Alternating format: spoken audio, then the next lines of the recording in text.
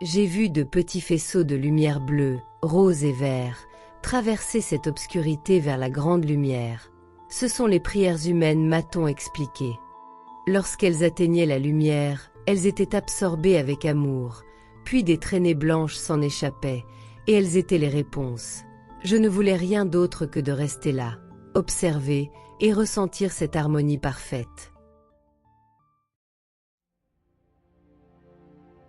Bonjour et bienvenue sur Levons le voile. Et si au seuil de la mort, il existait un choix à faire, une lumière irrésistible ou l'amour de ses enfants?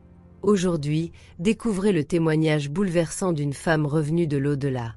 Après avoir entrevu une autre réalité vibrante et infinie, une expérience qui transformera à jamais sa perception de la vie, et peut-être la vôtre aussi. Restez jusqu'à la fin pour comprendre ce que cette expérience a changé profondément dans son existence. Et si ce genre de récit vous touche, abonnez-vous à la chaîne, activez la cloche, et n'hésitez pas à liker la vidéo pour qu'elle soit visible par d'autres personnes en quête de sens. Installez-vous, et laissez-moi vous emmener au-delà du voile. Ce que je m'apprête à partager est l'expérience la plus bouleversante, transcendante et marquante de toute ma vie. C'était un jour glacial de janvier 2005. J'étais affaiblie par une bronchite persistante depuis plusieurs semaines. J'essayais de tenir bon, de continuer à vivre normalement malgré cette fatigue constante. Ce jour-là, en route entre Indianapolis et Terre Haute, c'est un trajet d'1 h 20 en voiture. J'ai ressenti une grande lassitude. J'ai décidé de m'arrêter dans un petit village du nom de Cloverdale, de couper le moteur de ma voiture et de m'envelopper dans mon manteau pour me reposer un instant. Et il était midi passé de 2 minutes. Je n'ai pas fermé l'œil, mais très vite, ma respiration est devenue difficile. J'ai fouillé dans mon sac pour mon inhalateur, en ai pris 2 bouffées, puis je me suis allongée, mais rien n'y faisait. Je n'arrivais plus ni à inspirer, ni à expirer. Je me sentais trop faible pour me relever. J'étais en train de m'éteindre, et c'est là que tout a basculé.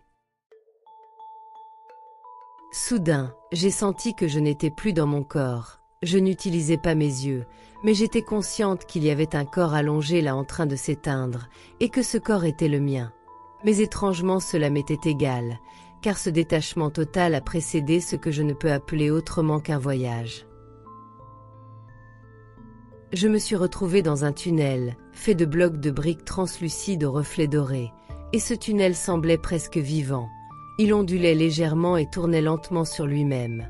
Une lumière dorée et chaude y pénétrait à travers les parois, diffusant une sensation de réconfort inouï.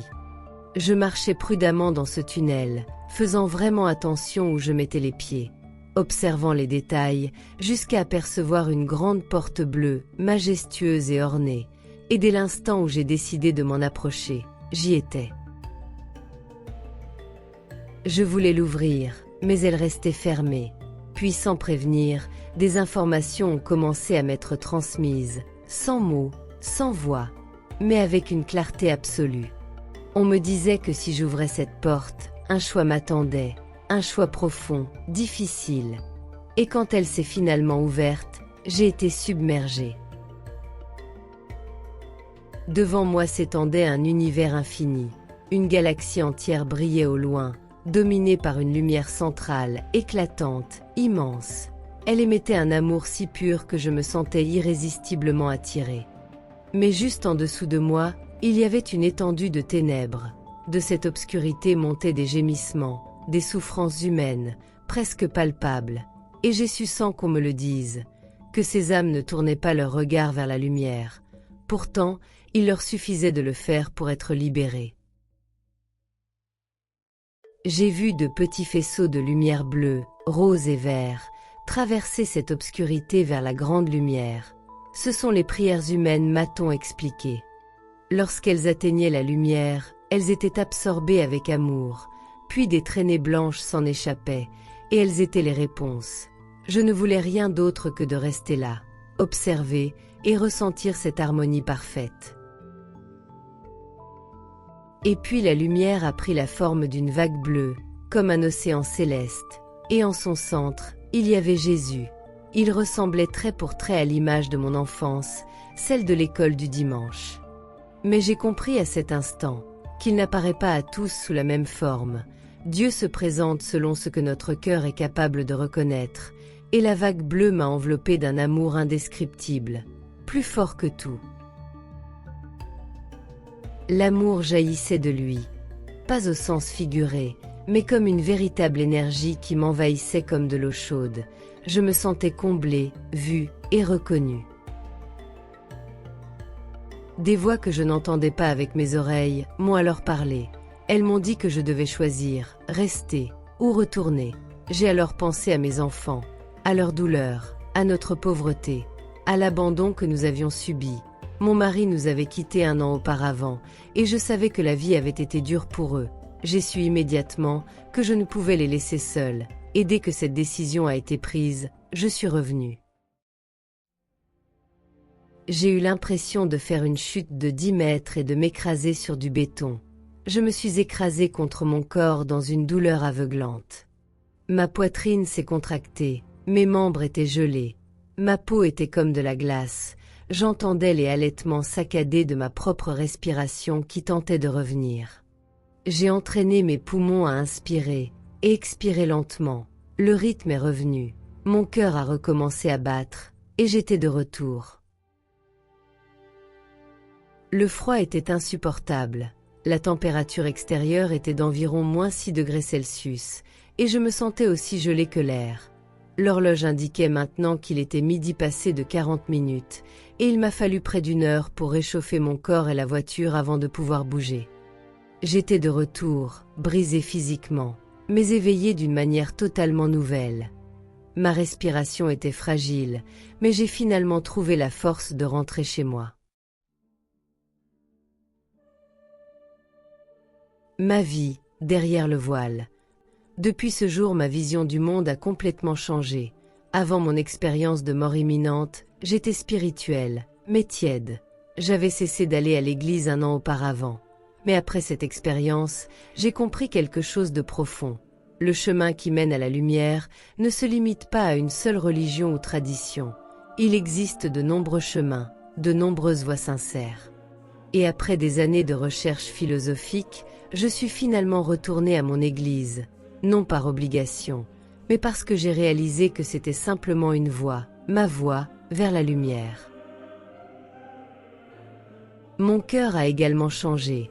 J'avais l'habitude d'être critique, dure, focalisée sur les apparences, mais cette expérience m'a montré à quel point chaque personne est précieuse et unique.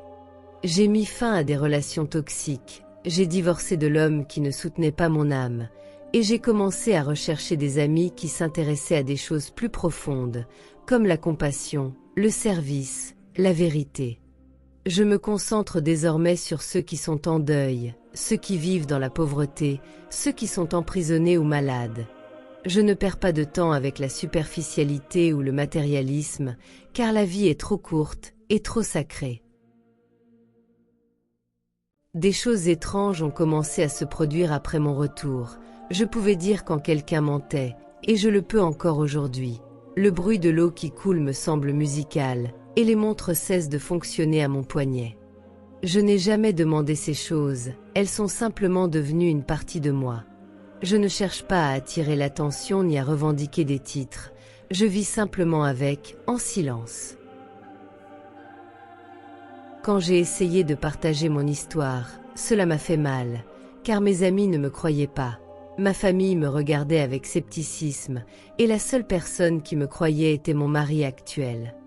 Ce rejet était douloureux et l'est toujours. Mais je continue à raconter mon histoire, car quelque chose en moi me dit que cela fait partie de ma mission. Je sais que ce que j'ai vu était réel, plus réel que tout ce que j'ai pu vivre sur Terre. On m'a montré que chacun d'entre nous joue un rôle essentiel dans ce grand dessein, chacun d'entre nous compte. Les plantes, les animaux, chaque âme. Et même si tout le monde n'acceptera pas la lumière, elle est toujours là, elle attend. Cette lumière est pour tout le monde. Peu importe votre foi, votre passé ou votre douleur, la lumière est là. Et tout ce que vous avez à faire, c'est vous tourner vers elle. Merci d'avoir regardé et écouté cette histoire jusqu'au bout. Ce témoignage nous rappelle que même face à la mort, l'amour peut nous ramener.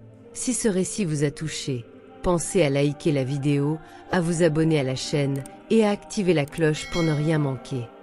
Vous pouvez aussi partager votre ressenti ou vos expériences dans les commentaires, car chaque mot compte, chaque histoire est claire. Merci d'avoir levé le voile avec nous. J'aimerais vous revoir pour un nouveau voyage entre deux mondes. Prenez soin de vous et de vos proches. À très bientôt.